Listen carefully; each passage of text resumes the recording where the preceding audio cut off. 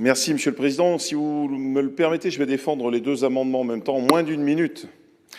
Le 1395, il s'agit de rétablir une inégalité et finalement d'être cohérent sur les arrêts maladie, puisqu'il s'agit d'aligner les jours de carence du secteur public sur le secteur privé.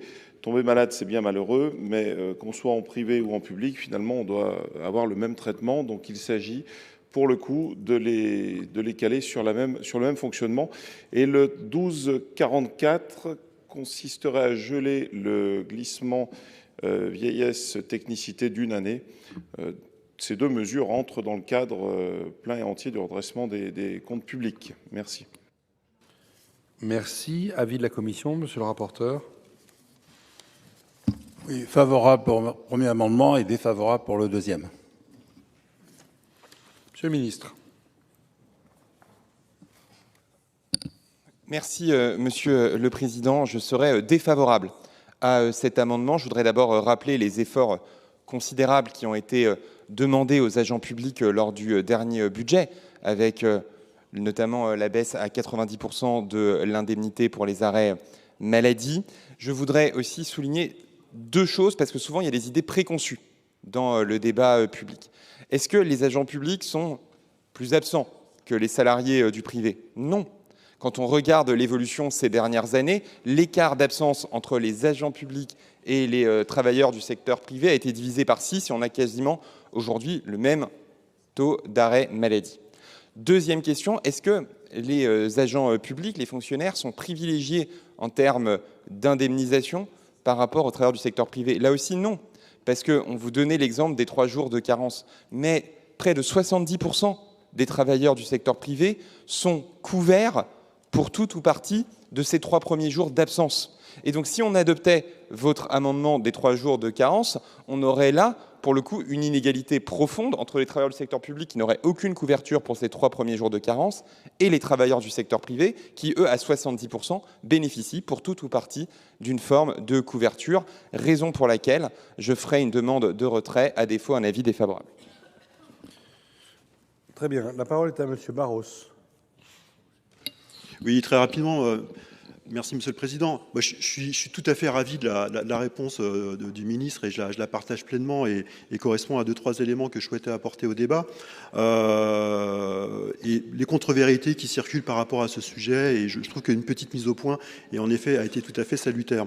Je rajouterai un élément tout simplement, c'est qu'à un moment donné, quand on a ces jours de carence qui sont renvoyés du côté de l'entreprise privée et même du public. Ça, en fait, c'est une économie du côté de la Sécu, mais c'est une charge transférée à l'entreprise et à la collectivité. Donc, quand on défend le budget des collectivités territoriales, on est forcément contre ce genre de dispositif parce que, d'une certaine manière, ces jours de carence qui vont être enfin en tout cas dans la proposition qui serait imposée aux collectivités territoriales, la prise en charge d'une manière ou d'une autre pour des questions managériales, pour des questions d'attractivité, sera organisée aussi sur le compte et sur le budget de la commune ou du département. Donc c'est une très mauvaise idée d'un point de vue budgétaire, sauf éventuellement pour la Sécu, mais je pense que c'est certainement quelque chose de très compliqué à organiser du côté des services des collectivités territoriales. Merci. Merci mon cher collègue. Madame Le Houerou, je vous en prie. Merci, Monsieur le Président. Moi, je regrette la présentation de ces amendements qui stigmatisent effectivement les agents de la fonction publique. L'instauration, et Monsieur le Ministre l'a dit, d'un premier jour de carence a conduit à une baisse des arrêts courts mais à un allongement de leur durée. En réalité, les agents ont essayé de tenir le plus longtemps possible le travail face à la maladie et par conséquent, l'arrêt est resté inéluctable et a été plus long. Au final, personne n'y a gagné et cette mise en place du jour de carence n'aurait apporté aucune économie. Monsieur le ministre l'a dit aussi, dans le privé, l'employeur prend dans 75%, je crois, selon mes chiffres, les salariés du privé, les 3 premiers jours de carence dans le privé, donc, et ils bénéficient effectivement du maintien de salaire par l'employeur. Et je voulais juste rajouter une chose, comparaison n'est pas toujours raison. Je préciserai que les employeurs publics font aussi l'économie de la contribution de la protection sociale complémentaire et à la prévoyance des agents publics. Et je pense particulièrement aux agents de l'hôpital qui ne bénéficieront encore pas cette année de cette participation qui a été décalée dans le cadre du PLFSS 2026. Merci. Monsieur Rochette.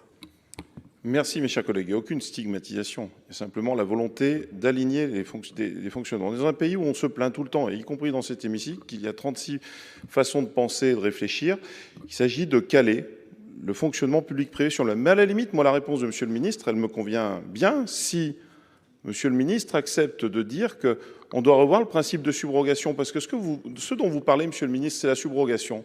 C'est la subrogation du salaire. Donc finalement, ce sont les entreprises privées qui détournent la loi. Globalement, mais elles sont en règle. Hein. C'est-à-dire qu'elles compensent les jours de carence. Alors pourquoi pas réduire les jours de carence, puisque vous dites qu'il y a 75% des salaires qui sont pris en compte, et les aligner sur le même modèle. Mais l'intérêt de cet amendement, c'est d'avoir un modèle unique public-privé. Aujourd'hui, on ne peut pas se satisfaire d'une réponse qui dit oui, mais dans le privé, il y a des jours de carence plus importants, mais la subrogation existe. OK, donc en fin de compte, on fait des lois et puis les entreprises complètent, donc nos lois ne servent pas à grand-chose puisque les jours de carence sont compensés. Merci, mon cher collègue.